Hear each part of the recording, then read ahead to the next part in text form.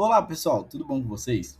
Bom, hoje nesse vídeo, para a cadeira de estrutura dos sólidos, nós falaremos sobre aços inoxidáveis austeníticos e mais especificamente sobre sua utilização e utilidade na indústria de petróleo. Antes de falarmos das suas aplicações, vamos primeiro contextualizar sobre suas características, já que existem diversas peculiaridades muito interessantes nesse material. Mas então, o que são esses inoxidáveis e por que austeníticos? Na verdade, eles possuem uma estrutura cristalina diferente em relação aos outros ácidos inoxidáveis, os ferríticos e os martensíticos, em condições de temperatura ambiente. Mais especificamente falando, possuem a estrutura CFC, cúbica de face centrada. Mas nós vamos entender isso melhor lá na frente, inclusive quando também falarmos de solução sólida. Bom, ácidos inoxidáveis são conhecidos, como vocês já devem saber, pelo seu alto teor de cromo. Então nós temos a família dos inoxidáveis ferríticos, dos inoxidáveis martensíticos e dentre eles também os inoxidáveis austeníticos, que possuem justamente a austenita. E para que ela possa se estabilizar a temperatura ambiente, ela precisa de um elemento X, que é justamente o níquel. Mas nós vamos entender melhor disso sobre se estabilizar a temperatura ambiente quando nós olharmos agora para o diagrama ferro-carbono. Bom, o ferro ele possui a estrutura CCC, cúbica de corpo centrado. Porém, ele é um metal que sofre o fenômeno de alotropia, onde muda a sua estrutura para CFC, isso quando ele é aquecido a uma temperatura de 912 graus. Nessa temperatura, a austenita passa a se formar. Porém, há uma coisa muito interessante. Para que ela se estabilize em temperaturas ambientes, é necessário a adição de elementos austenitizantes, e é aí onde entra o níquel que nós acabamos de falar.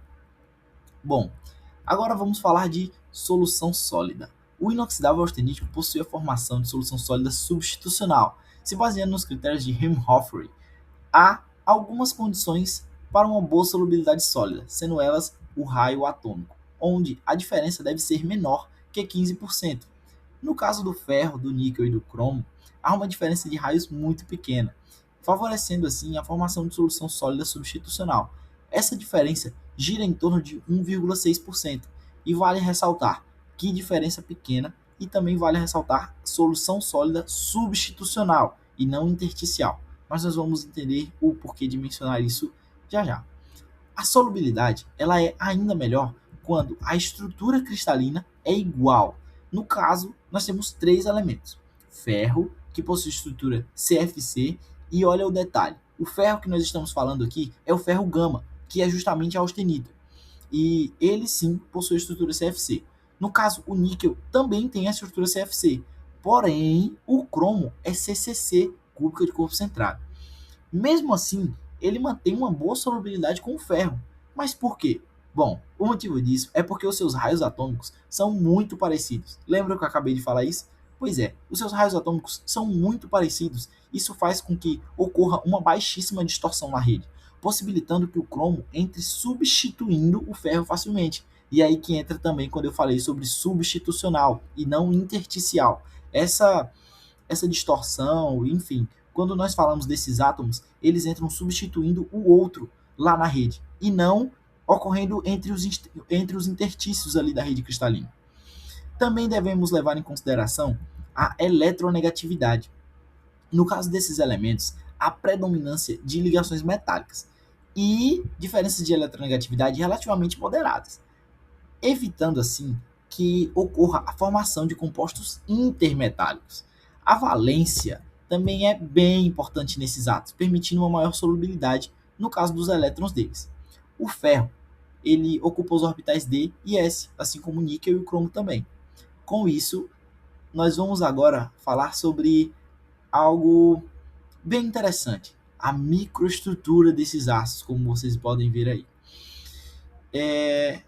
Nós podemos saber que a microestrutura do aço inoxidável austenítico ela é bem estável, graças ao teor de níquel, que permite a formação da estrutura CFC. Também podemos concluir que há uma alta resistência à corrosão formada pela camada passivadora do aço inoxidável, que vem lá do cromo, e ela é renovada mesmo que ocorram desgastes no material. Contudo, também temos que o inoxidável austenítico possui um ótimo desempenho mecânico. E isso é proporcionado pela estrutura CFC e também pela solução sólida ferro, níquel, cromo, permitindo uma alta ductilidade, tenacidade e alongamento.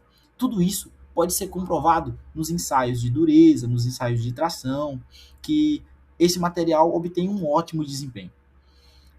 Agora vamos para a utilização dos aços inoxidáveis austeníticos na indústria de petróleo. E como todos sabemos, o ambiente nas indústrias petrolíferas é bem agressivo, principalmente quando falamos de situações offshore. Há uma grande presença de dióxido de carbono, que é o CO2, assim como o sulfeto de hidrogênio, que é o H2S. Eles podem também causar corrosão generalizada ou mesmo por pits, e também fragilização por hidrogênio. Lembrando que a corrosão por pits é o processo de corrosão localizada. Por isso, nós precisamos de uma solução sólida que esteja suficientemente homogênea. Como nós aprendemos agora há pouco, o cromo ele renova a camada passivadora que permite a proteção contra esses processos de corrosão. Sem essa homogeneidade na camada do cromo, ela seria descontínua e ineficiente e acabaria permitindo, por exemplo, a corrosão por pits. E mais uma coisa. Como nós falamos do sulfeto de hidrogênio, vale mencionar que o níquel ele possui um papel essencial em manter a estrutura CFC com estabilidade suficiente para não permitir a ação negativa do sulfeto de hidrogênio, pois o níquel irá aumentar a resistência à corrosão sob tensão e também irá reduzir a susceptibilidade à fragilização por hidrogênio. Agora, nós vamos falar sobre um dos pontos definitivamente mais importantes da indústria de petróleo, que é a soldagem. É uma das áreas que mais exigem atenção. Nesses ambientes, tudo é soldado. Falhas nos processos de soldagem são completamente inaceitáveis. E nós aprendemos que o inoxidável austenítico não sofre transformação de fase ao resfriar, porque o níquel estabiliza a sua fase austenítica. E com isso, também vale ressaltar que ele não perde sua ductilidade na área que nós chamamos de zona afetada pelo calor, ou ZAC, já que a estrutura CFC desse aço permite deformação plástica. Ela possui 12 sistemas de escorregamento e uma baixa tensão crítica de cisalhamento, permitindo que as discordâncias se movam com tranquilidade. Além disso, ele se mantém com a microestrutura estabilizada durante o ciclo térmico de soldagem. Como não ocorre transformação de fase, não existe endurecimento brusco nem fragilização, e esse aço também possui um menor risco de trincas a frio, já que não sofre transformação martensítica, que é justamente o estopim para que se formem essas trincas. Há também um último ponto, mas não menos importante, nem de longe, as normas de segurança. Apesar de escolher o que é melhor financeiramente falando, as indústrias em geral devem seguir normas de segurança bem rigorosas, e a indústria de petróleo obviamente não seria diferente. A norma mais crítica para materiais é a ISO 15156, que define quais materiais podem ser utilizados em determinadas condições. Menciona os limites de composição química e dureza, e também os tratamentos térmicos que serão permitidos naqueles materiais. Tudo isso para que possam ser evitadas falhas por corrosão e por fragilização por hidrogênio. Concluindo todo o nosso raciocínio, nós podemos afirmar que o ótimo desempenho do inoxidável austenítico está diretamente ligado à sua estrutura cristalina cúbica de face centrada e com a solução sólida ferro-níquel-cromo. Sua estrutura cristalina com múltiplos sistemas de escorregamento permite uma altíssima ductilidade, tal como uma alta tenacidade também. E isso vai refletir diretamente no desempenho positivo nos ambientes mais severos da indústria de petróleo, onde os materiais estão sujeitos ao desgaste de maneira constante, com sulfeto de hidrogênio, com dióxido de carbono, com altas pressões e com altíssimas temperaturas também. As normas são o que asseguram que apenas os materiais com resistência à corrosão, à fragilização por hidrogênio e com integridade estrutural comprovada possam ser utilizados naqueles ambientes. Bom, com isso, galera, eu concluo aqui todo o meu raciocínio. Espero que vocês tenham gostado e obrigado.